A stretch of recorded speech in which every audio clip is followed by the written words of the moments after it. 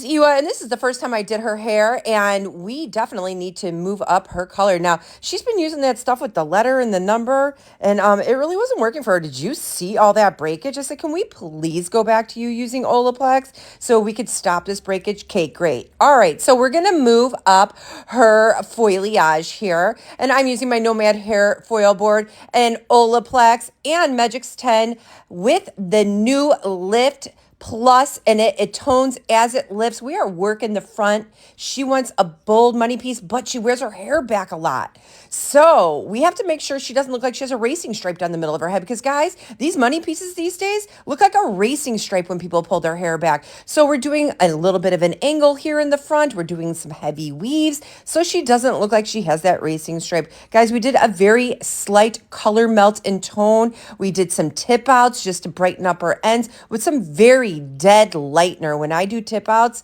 she's already light. I'm just using like 10 volume, very diluted in my lightener just to tip these ends out, just to brighten them up. It goes on last, guys. Look at this. It came out beautiful.